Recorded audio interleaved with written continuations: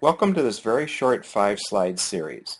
The first 2 slides will focus on 5 messages to convey to children about writing. The final 3 slides will focus on 7 writing principles for the teacher to remember. Let's begin with the first message. Students are not born as good or bad writers. Children and adults often struggle with the fear of inadequacy when they write. It's important for you to convey the message that everyone in your room can be a good writer and that you will help them accomplish this. The next message is that writing is a struggle for all who do it. Children need to know that writing is hard work, and even professional writers typically make many revisions and edits to their work before the piece is ready for publication. A great way to make this point is to show them some of the drafts of your children's book with revisions and edits included. The third message is that reading and writing are transactions. Children often think that writing is just about spelling and punctuation. While these are important at a certain point in time, good writing is about the transaction that occurs between two people, the writer and the reader. Writing really is about thinking and feeling in an organized way and then expressing those thoughts and feelings in words. The fourth message to convey is that we need to train ourselves to be good observers. Just as good artists and photographers train themselves to be good observers, good writers have done the same thing. I like to say that skilled writers catch things. They see and they remember interesting details that add value to the written piece they're working on.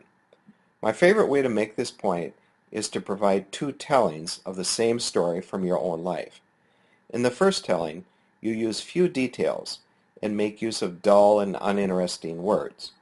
For the second telling of the same story, you can point out how you'll make the story improved through the use of interesting words and details.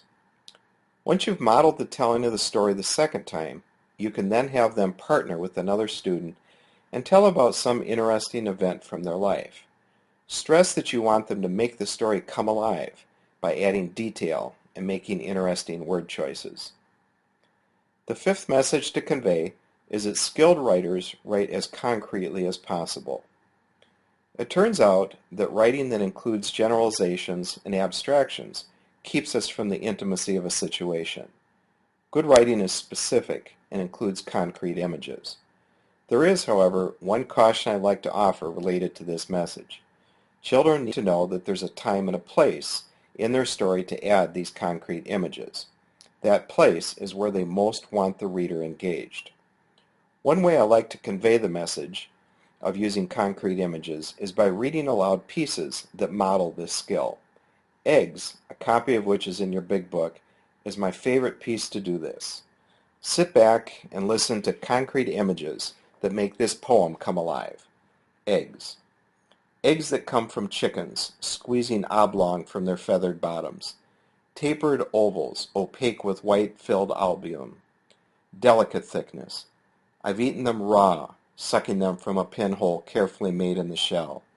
I've pressed my lips to the hole and sucked until the white carried the yolk out in one mass onto my tongue. I've beaten them and butter-fried them into spongy yellow chunks. I've left their sunny sides up until the whites were glazed like plastic, and then pricked the orange yolk with the sharp point of a fork and watched it slowly spread and ooze over the plate. Then I've sopped it up with toast until the toast was soggy and limp and dripped when lifted to the mouth. I've boiled them and listened to the click of the shells as they wobbled in the bubbling water, small sounds of thunder, shells against metal.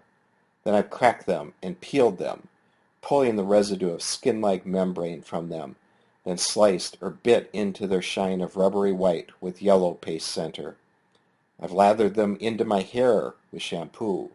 I've mixed them with cheeses and mushrooms and onions. Today, I've bought 100 dozen of them, farm fresh, grade A, large white, New Jersey eggs in spongy gray cardboard cartons. I've arranged them around the bathroom, their cartons opened, exposing rows of gleaming white lumps. 1,200 of them. Delicate shells threaten to burst and spray yolk over tile. I choose the first and tap it lightly on the porcelain tub. A thin line shatters the cool shell. I violate the crack thumbnail first and slowly separate the shell, tearing the inside membrane with a small sound of skin and plop it into the tub. Its nucleus of yellow pops as it lands on the hard surface below, and slowly, from the ragged half shell, a clear string of mucus, a long thin globule, follows after it. I take the next and the next, crack each on the tub edge, and plop it to the hard surface, watching the yellow yolks break and ooze and spatter. I keep on with my work until the tub fills enough for me to watch the yolks bounce into the thick liquid, sink a little, and then buoy to the surface. When I drop, at last, the 1,200th, the tub is full, and the mucilid surface is cobbled with yolks. Slowly I put one bare leg into the tub, letting the viscous mass rise up my body as I slide down in it up to my chin. I lie perfectly still, listening to the silent squish of the mass that surrounds me. I take some of the liquid and smear it into my hair and over my skin. I move and thrash my limbs about until the mixture of yolk and white is thoroughly blended. Eggs. Let's now look at 7 writing principles for the teacher to remember.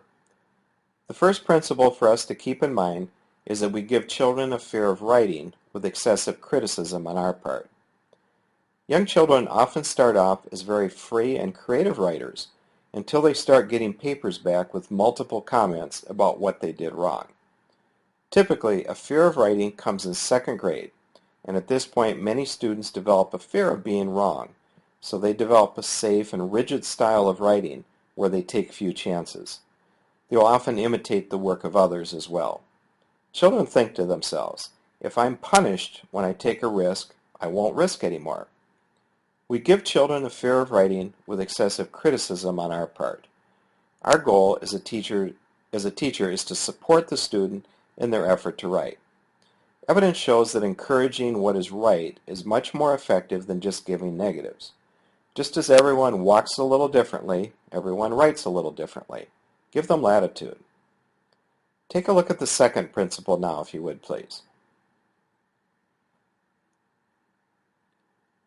If we are face-to-face with a person and listening to their story, we nod, we ask questions, and in general, we act as if we're an interested audience. We often want to elicit more information from them also. We aren't there to slap them down as a storyteller. As you read the writing of your students, I suggest that you pretend you're carrying on an imaginary conversation with them as you add comments to their papers. Unless you would feel comfortable saying something face-to-face with the student, that comment really has no business being written on their paper. Students really want to hear 4 things from us about their writing. First, they want to know that we read their piece and that we heard them. Second, they want to hear that we feel that they are a good writer. Third, they want to hear our thoughts and our questions about the piece they wrote. And fourth, they want to hear about spelling and grammar, but not while they're first writing the piece. Please take a look at the 4th principle. In order for writers to make themselves vulnerable, they need to be in a safe environment, and as we talked about earlier, this is something that you'll need to work at to create. Sharing some of your own writing, your children's book for example, is a great starting point for this. Once we've made ourselves vulnerable to our students, they're much more likely to do the same. Their writing then becomes honest and genuine and powerful. Principle 5 is to teach writing skills in relation to real writing, to teach the craft without killing the art. This is best embodied in the editing phase of the process writing approach. Even though your mini lesson may be fairly brief, it has a good chance of being very successful because students now have a purpose for learning the very skill that you're teaching. Because of the contextualized lesson, they want to improve their story. If children are to make meaning from their lives, they need to write about what they most care about. Ideally, your writing assignments will help them grow meaning through the use of words. Good writing isn't just show and tell, however. It's a chance to write toward insight, toward discovery. The final principle is to read to your students daily and provide daily reading and writing time. I like to make this promise to my students on the first day of class. Through making this promise, I'm sending a powerful message about how much I value the acts of reading and writing. I'm also setting them up for success by providing important practice on a daily basis. This brings us to the conclusion of this PowerPoint. You now have a few important messages to convey to your students and a few key principles to guide your instruction of writing. I trust that you'll add to this list as your teaching career unfolds. Blessings.